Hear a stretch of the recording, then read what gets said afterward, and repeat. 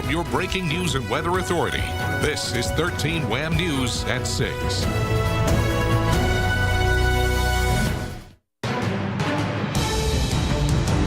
Man is in unknown condition after being shot on Lyle Avenue and Cameron Street.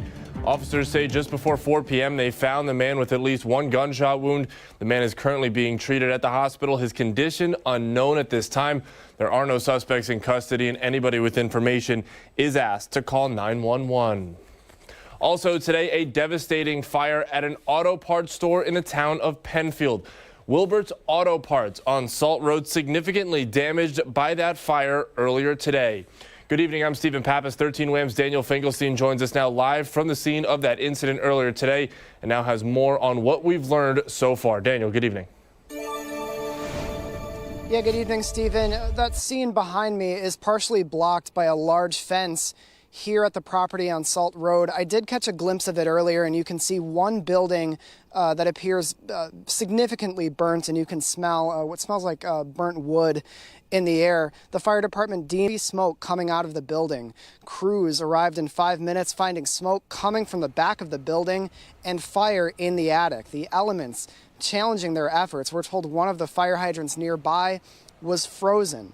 The fire was then escalated to a fourth alarm, drawing resources from surrounding areas, including Wayne County. We're told the fire was then extinguished. The building was considered to be a total loss. This is the second fire affecting this local staple, a family-owned business. The Williamson location also badly burned in 2013. Earlier today, we heard from the Webster Fire Department. Here's what they had to say. We weren't making headway. The weather's working against us, so we just wanted more resources on scene, so we just kept bumping up the alarm assignments to get all the mutual aid partners here to help put out the fire. The hydrants do freeze, and so that's why you always have to have a contingency plan. Fire department's very good at contingency plans. We have plan A, plan B, plan C, so as soon as the hydrant was froze, we had our plan B in place. They were able to resolve the issue, and we were able to establish our primary water supply with that hydrant.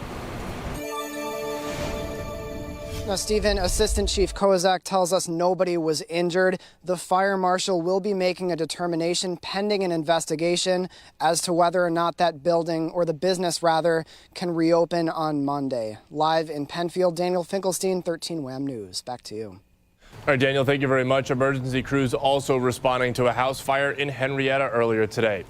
They had run out to run some errands, and when they came home, they found that the house was on fire. Very early on into the fire, there was a significant collapse on the backside of the house.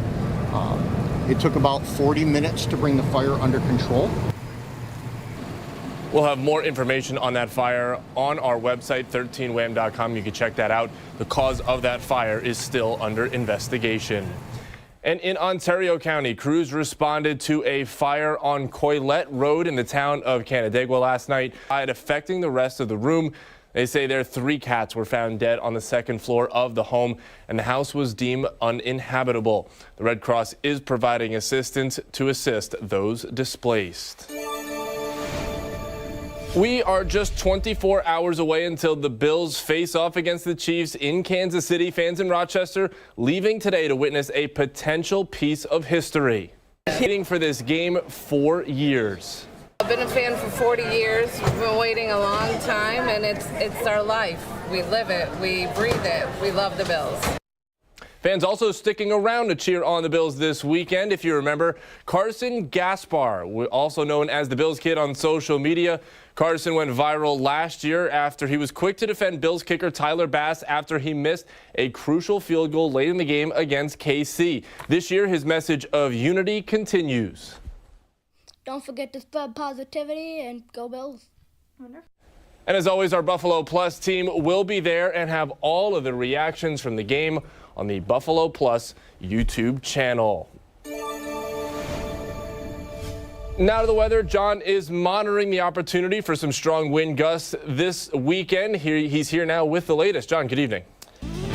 Yeah, good evening, Stephen. The temperatures have been low. The wind gusts will be ramping up in the coming days, and it's been 7 days since we had temperatures above freezing. Our last time above freezing was last Saturday when we reached 40 degrees. Today, upper 20s and cold once again. When you get stretches of cold like we've had, you get the opportunity to go ice fishing. This is a picture from Ed on Kukya Lake in Penn Yan today. A lot of huts out on the lake, people enjoying the quiet day, relatively speaking, across the area. Right now, 28 degrees, the wind out of the southwest at 9 miles an hour, and that pushes that wind chill back to the upper teens. But the cold air is something that we're going to feel for another couple of days. Mid-20s and upper 20s coming in across the area. You see 28 in Ontario, 27 in Pittsford, and 27 in the Bristol Hills. No new snow today, at least not yet. We've had winds out of the southwest and high pressure back off to the east, and even some lake snow that was up towards Watertown is starting to fizzle out a little bit,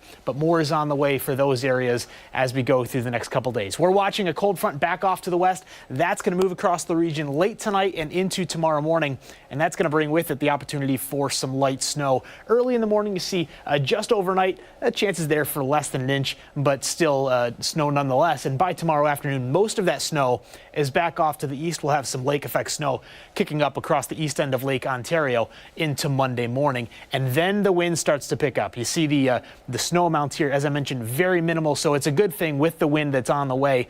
You're not going to see a lot of blowing snow for us. Tomorrow, temperatures in the mid to upper 20s once again, flakes flying early in the day, and then we're starting to see the wind kick up in the evening as well. Gusts up towards about 40 miles an hour. It's into Monday that we start to see the wind watch really come into effect.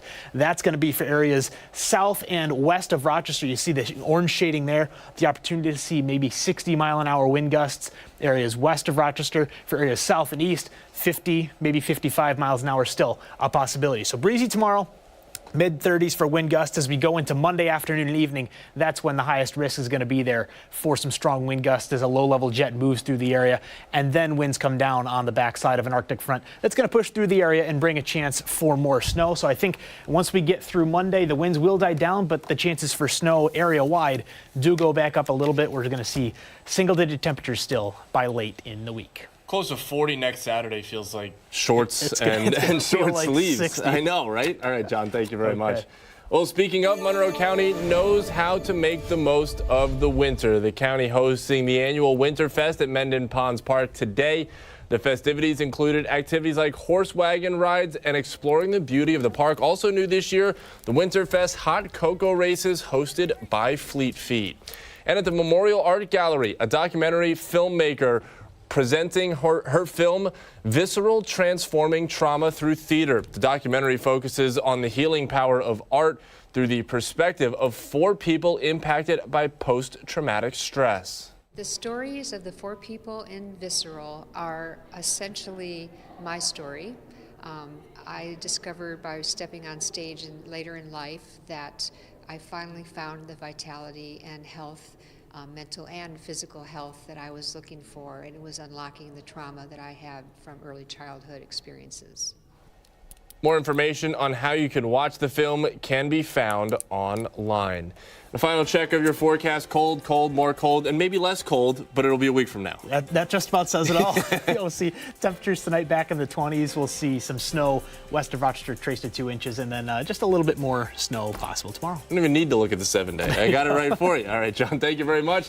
Thank you for watching 13 WHAM 6 p.m. news on Facebook Live this Saturday evening. More news tonight at 10 on Fox Rochester, then on Channel 13 at 11 o'clock. Have a good one.